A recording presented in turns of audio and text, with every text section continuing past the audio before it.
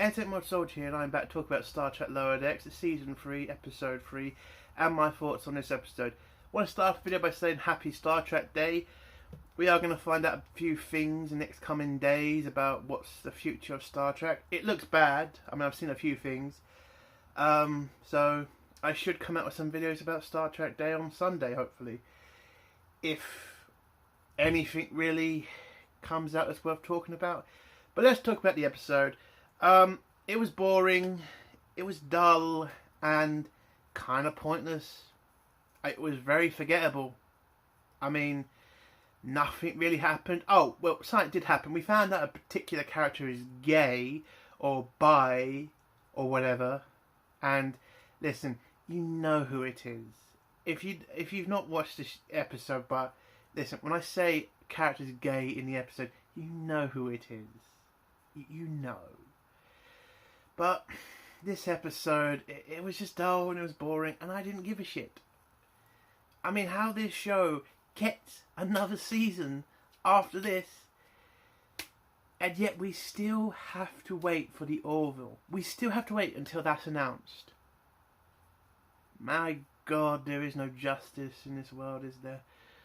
But yeah, nothing really happened. Nothing really exciting happened.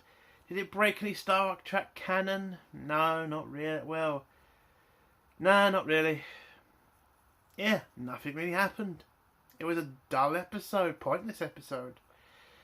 So if I'm going to give it a out of 10, 2, I mean, I can't give it anything for, you know, the story. I can't give it anything for the character development. I can't give really any points for anything. I only give it 2 because at least I didn't walk away pissed off. That's all I can say. So, yeah, I say don't watch this episode. There's nothing here. Nothing really happened. If you want to find out which character is gay now, I guess that's a reason to watch the episode. But other than that, nothing. Episode 2 out of 10, not worth the watch. So let's get into spoilers now. If you don't want to hear spoilers, leave in 3, 2, 1. So Cerritos is sent off to a planet that is apparently infecting some mining scientists. Apparently there's this green ball that turns you into a rock, but how it tempts you is it shows you something you really want. Or apparently in this case, someone you really want to fuck. Because everybody's fantasy was basically who they want to fuck. Except Boimler's. Because obviously Boimler's is just going to be career motivated. So it's going to be a career opportunity that he's going to be attracted by. So the Cerritos and a couple of other ships, especially another California class, been sent to, you know, negotiate the situation between the scientists and these rock people who use these green balls as a defense. So Boimler, Mariner, and Rutherford are sent down to the planet to pick up the rocks. They then get introduced to the other California class crew, who are apparently very professional and do their job. So that pisses off Mariner, because why wouldn't it piss off Mariner? What doesn't piss off that bitch?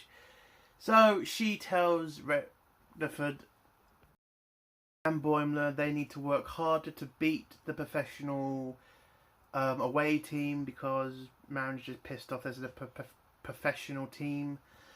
And so they grab all these orange balls and they start throwing them into a fucking, I don't know, a box, whatever it's called. I forgot the scene at the start. Tendi is also in this episode, and she's going for a command test so she can be a science officer on the bridge. And turns out the person who's going to be mentoring her is that bird person, the shrink, that bird person shrink. And Tendi's kind of disappointed because she thought it was going to be a real science officer who was going to be her mentor, but no, it's the bird person. And he tells Tendi she needs to be more open, be more assertive, and that her first test is going to be talking to the captain while she's doing the negotiation between the rock people and the scientists. So she goes into the meeting. The rock person offers the captain a rock, and the captain talks to the other captain, who's a younger captain, who tries to talk crap about Mariner's mum's fucking age, and she gets pissed off, and they end up having a fucking fight about, you know, who should take a fucking rock, which didn't stop for 10 fucking minutes. This is how long this fucking story went on for. So these idiots are passing around a rock which they've been told is sacred to these rock people. You know, kind of shouldn't fuck about with this. And it's massively disrespectful. I mean, I know how it ends and all that, but still, if this wasn't if what happened at the end didn't happen, this would be massively disrespectful to this species. And it's very fucking unprofessional. So Tendi's trying to get them to stop fighting with the rock. She's trying to put a point across, but she can't because she's too nice. So she runs out of the room, goes back to the Catwoman who's trying to cut someone's leg off, and the Catwoman tells her, "You need to be more assertive. Get back in there and, you know, prove that you deserve to be an officer on the bridge." Back on the planet, Mariner sees the other crew are working harder now, so Mariner decides to start throwing balls into the fucking box. Then her commanding officer comes over and says, "Listen, don't fuck about with these green orbs, because if you do, something bad could happen." But then Mariner kind of knows this guy's sucking up to the second in command, and tells him that the other crew insulted his his friend, and so he just goes nuts and starts throwing more balls into the box, and then two of them break, and it turns out if you break these orbs, your nightmares come out and start to attack you. Oh, I forgot about the most important scene of this episode. How could I forget the most important scene of this episode? Oh, when they start seeing their fantasies, Boimler's fantasy is his dad making him a captain and them two going off to fight the Borg. Redford's fantasy is fucking some science woman who created Better Warp Drive. And Mariner's fantasy is having sex with some bird. An Andorian. And yes, so she's bi or gay or whatever. So, yay, gay representation. I mean, come on, we all fucking knew she was. I mean, really? This is supposed to be... Oh, for God's sake. Okay, fine, she's gay, whatever. Maybe they've said this before in an episode, but fine. Simona's gay, who gives a fuck? And so, orb's broken, nightmares come to life, try to kill them, they get trapped in a cave with the professional away team, where we find out Cerrito's crew is actually famous amongst all the fucking California class ships because they're massive screw-ups and they seem to be very lucky. So every other fucking California class is a worthless piece of shit, and they all look up to Mariner, Boimler, Redford and Tendi. I mean, Christ. If that's true... Oh. They're famous.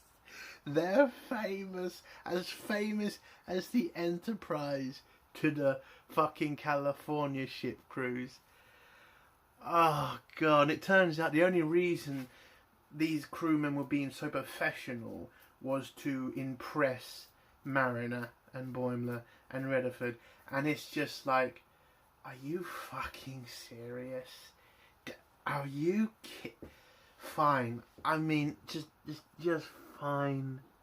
If this is what you're aspiring to be them free, fine. Oh my God. So Mariner figures out that, you know, they can fight the bad dreams with some of the rocks. They fight the bad dreams. Oh, and it turns out that they figure out that the miners and the rock people are working together. They are they have scanning equipment that scans your brain and sees into your mind, and pretty much they've tried to steal all their information about Starfleet movements, codes, all this important military stuff, so they can sell it on the black market. So Mariner goes out with the rest of the crew, fights the bad dreams, gets back up to Cerritos, tries to warn her mum, who is still having a fight with the other captain about who takes the fucking rock. But then Tendi comes in, smashes the rock, proving that she's ready for the command role on the bridge. They find a bug in the rock, and then the rock and the miner pretty much give up and admit, yes, they've tried to bug a captain so that they can steal vital Federation information.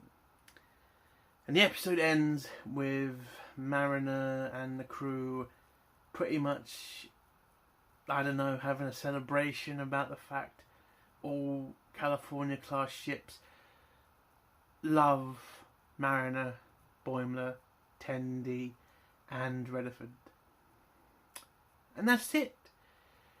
Boring episode, dumb episode. I can't really act passionate about this show. I'm still surprised it's still on. It's a 2 out of 10. Why do they keep making this shit? I have no fucking doubt they're going to announce a new season. I think they have. I don't fucking remember. But yeah.